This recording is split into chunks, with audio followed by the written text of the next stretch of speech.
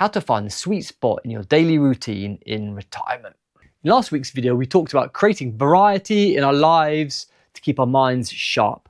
Today, we're going to talk about structure and routine to help us have peace and actually do the things we want to do without putting them off. In retirement, people are either hyper busy or they don't really know what to do with their time. In both cases, they will ask themselves, how did I ever have the time to work? Because time seems to fly by. In this video, we're going to see how we can have structure and also have free, unstructured time to live this part of our lives with joy and peace and energy. So now let's start talking about lifestyle. So lifestyle is something that we think a lot about in retirement. Basically, it's not so much about going on cruises or, I don't know, exotic holidays or drinking martini or whatever. It's like, how would you like your days to be filled? Do you like walking? Do you like to move? Do you like to dance? Connecting with friends is also really important. And do you like to be in nature? There are all sorts of kinds of things that make part of our lifestyle. Is writing important for you? Is creativity important to you?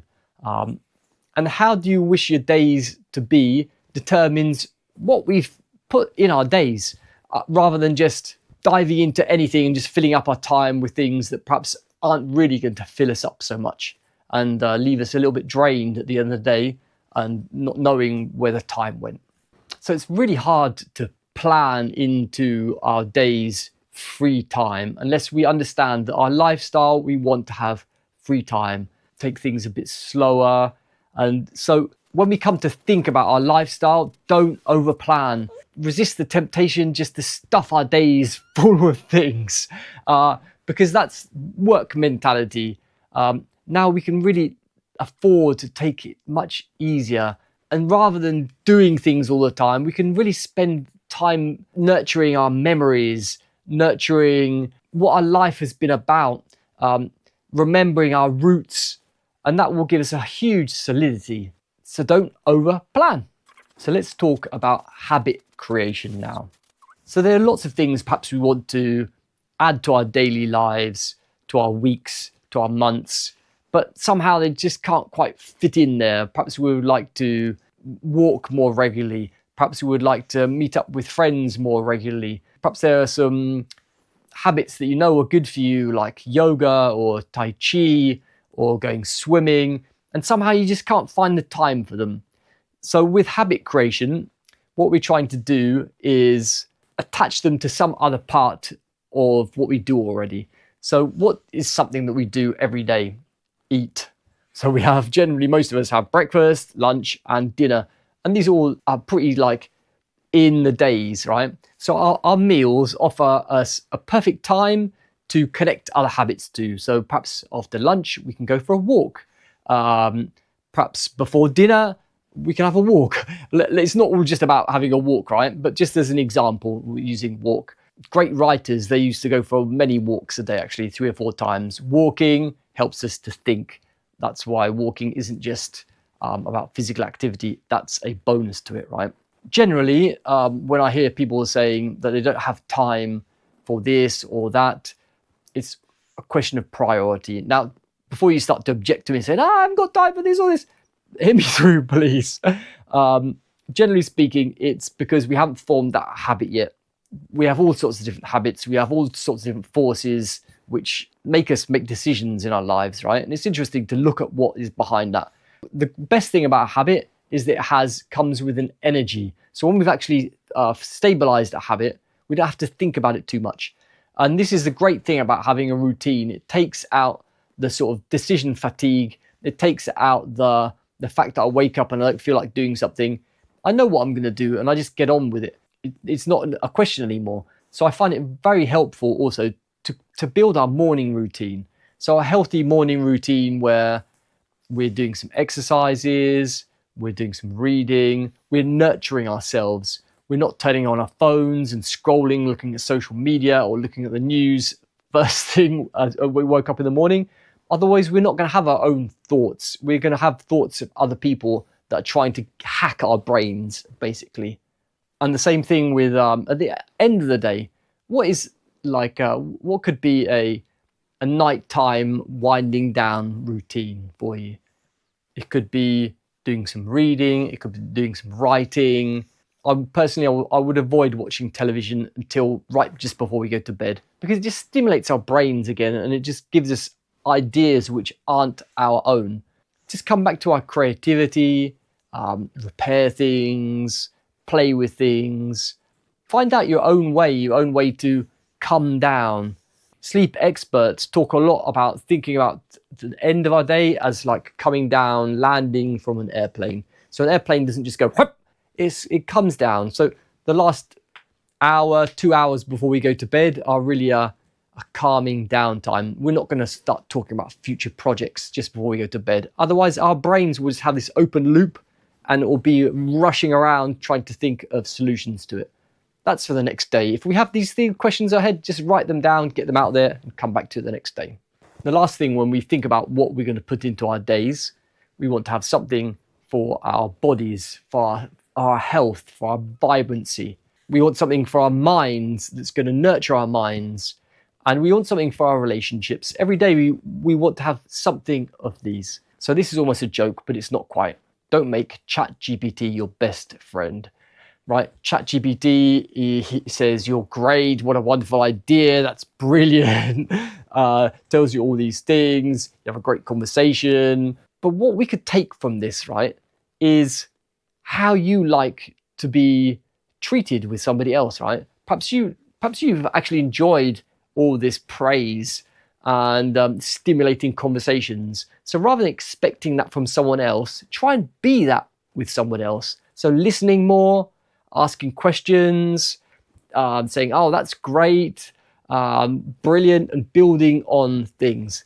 Work on our vocabulary, work on our emotional richness, and you will see that your relationships grow and you just feel so much better about your life. You have entered into a phase which is no longer work-based, it becomes more human. So all our small habits, they all become part of our routine. And our routine, we're talking about daily routine here, but we don't actually have to do everything every day. But we have to look at a week and think about like, what are the things we're going to do throughout a week or a month? You know, some things perhaps we do every 3 months.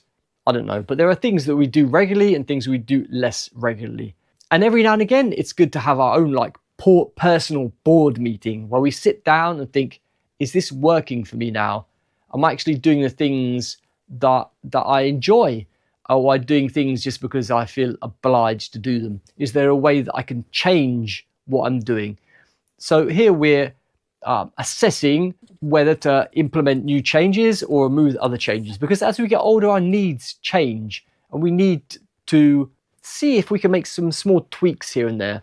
Things grow, and also every now and again we need to sort of remind ourselves to bring in old good positive habits that we had that perhaps for some reason or other we've just dropped by the wayside. So don't wait for the 1st of January every year. Perhaps have at the end of every month, we have a personal board meeting. What went well this month? What can I improve? It's just to be a bit more aware about our decisions and not acting on autopilot. So we're going to talk about my favorite topic now, which is time. When we don't have a clear routine, we can feel like we don't have time because nothing's anchored on anything else. And we can feel very overwhelmed as well. This is a map that I put together a few years ago about time, about abundance, and about scarcity. And it's very interesting because we've been taught and our culture teaches us that time is never enough. So we're always focused on this. Time is never enough. In retirement, finally, time can be abundant. We can have time to do everything that we want to do. So I focus on what is important to me.